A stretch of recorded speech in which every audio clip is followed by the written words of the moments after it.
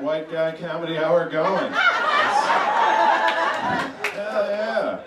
This is great. This is fun. My friend invited me to go to one of those escape the room games. Yeah, you and your friends have to solve a series of puzzles and escape from a room. And I was like, I don't think I would be very good at that. And he was like, why not? And I was like, because I can't even figure out how to get out of going right now.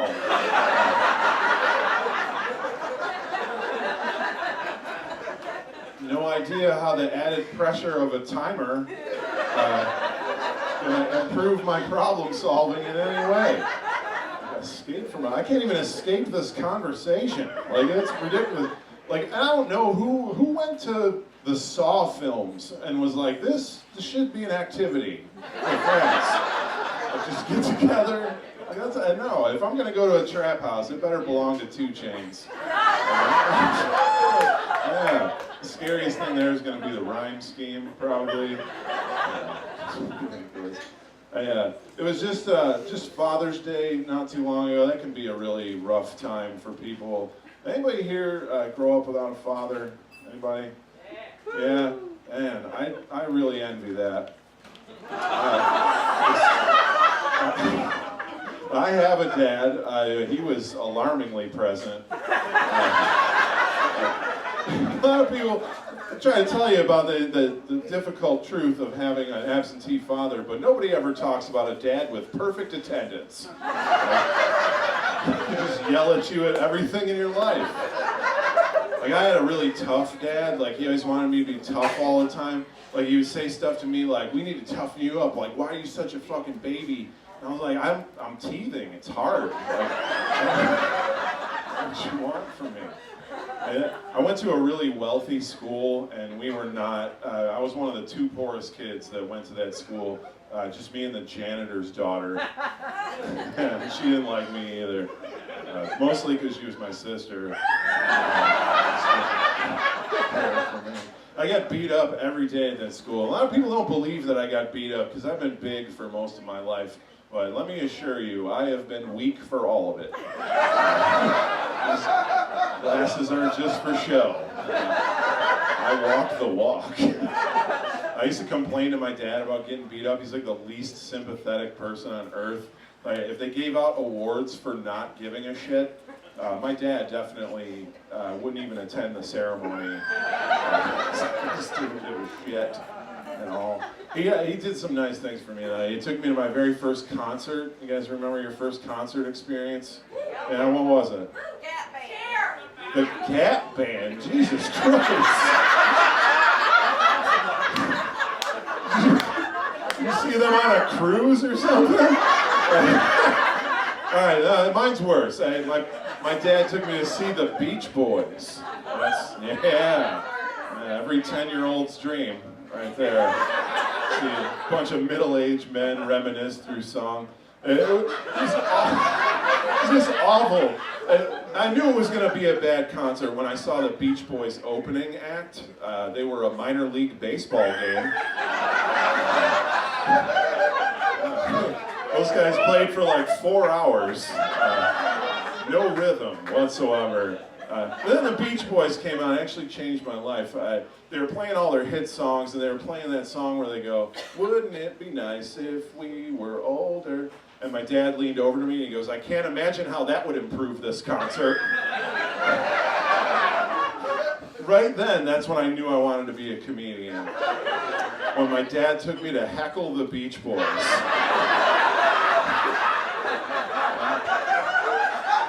And we had fun until my daddy sobered up and we left. Great. Yeah. I just moved to Atlanta about 16 years ago.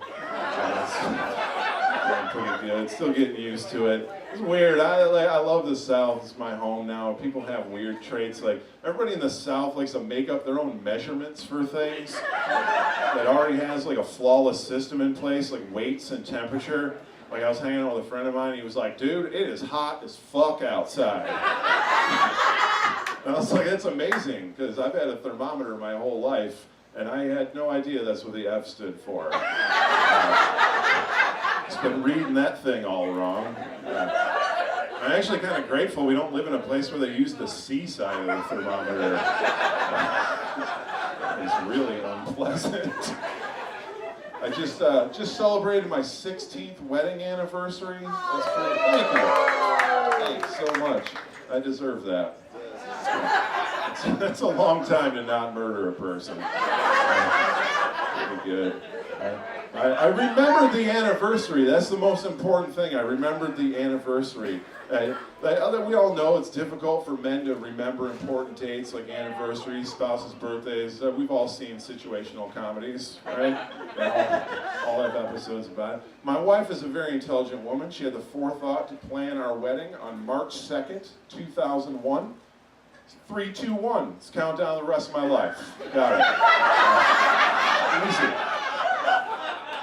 It's a great device. Unfortunately, it doesn't work in every situation. The very first time I tried stand-up comedy, this is absolutely true, was on the anniversary of 9/11. And I've never forgotten that. I get it. Like, making jokes about tragedy is a challenge, but writing grammatically correct jokes about tragedy, even challenger.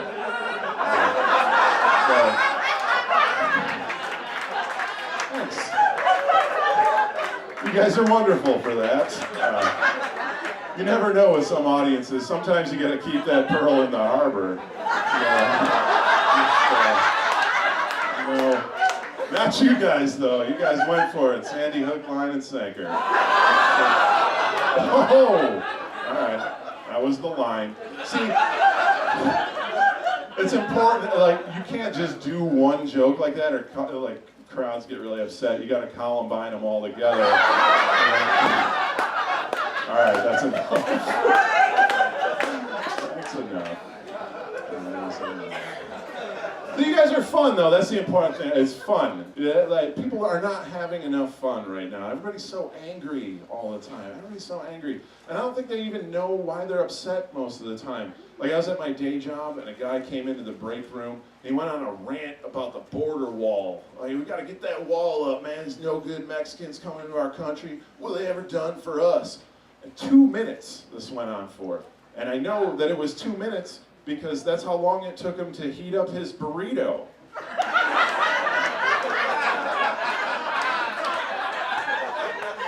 And I was like, you gotta pick your battles, dude. I think you know what you're fighting for at all. And people are, Shane was talking about this earlier, people are upset now that they're tearing down these Confederate monuments. I don't know how you feel about it. Fuck them. Yeah, fuck them. I get it. Like, I understand sad nostalgia. Like, when I was a kid, I had the second highest score on a Galaga machine, and the old lady that cleans the bowling alley unplugged it, erased all the scores. I was fucking pissed. But I was 7. I was a child. I wasn't just acting like one. And I didn't expect my ancestors to carry on that fight. It's ridiculous. And then, you know, people tell you, like, it's history, man. You can't tear down history. I'm like, I know that, man. That's why we have museums and encyclopedias and Wikipedias and my grandfather. Like, we're not going to forget about this shit at all. And then they'll hit you with the stupidest comparison of all time. And they're like, well, we have Holocaust memorials. I'm like, yeah, we do, but Holocaust memorials are always billed like terrible atrocities. Those who forget the past are doomed to repeat it. And Confederate memorials are always kind of like, oh man, what could have been? We're not trying to celebrate it, asshole. Like, if you get a C in history, your mom might put it up on the fridge because you gave it a go, but she's not going to leave it up there for 150 fucking years. Eventually you got to take that shit down because it's nothing to be proud of, man. No better. Silly. Get out of here on this. I drive a lot to do comedy. It's great. I get to drive around. And just recently I was driving down the highway and a Rolls Royce Phantom pulled up alongside of me. Yeah, I don't know if you know a lot about cars, but that's like a big, expensive car. I was like, damn, this dude must have a lot of space where his penis should be. And he had a vanity license plate on the Rolls Royce, because if you got $500,000 to blow on a car, you're going to kick in the extra 60 for the vanity, those douche points. He had the classiest car I've ever seen, equally classy vanity plate that said, Matt 69. Yeah, you know what I'm talking about. If you don't know, if you never spent any time on an elementary school playground where you learn about this kind of thing, the 69, that's the mutual oral competition. Yeah, that's the dumbest thing ever. The last thing any guy wants to do while he's getting blown, gotta be anything else. I didn't understand, like, what kind of sick pervert broadcasts his sexual position preference on his license plate. And second, you got $500,000 to blow on a car, but all you aspire to sexually is a 69? Like, dude, you got a lot of money, man. Like, why don't you get a vanity plate that says, like, Matt three-way, no dudes? Like, I found out later on, though, that Matthew 6:9, that's the beginning of the Lord's Prayer in the Bible.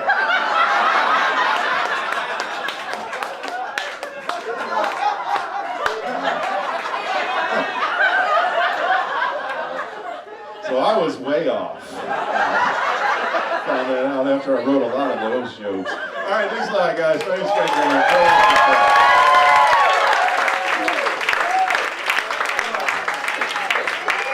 Yeah! Keep it going for Behrens, everybody!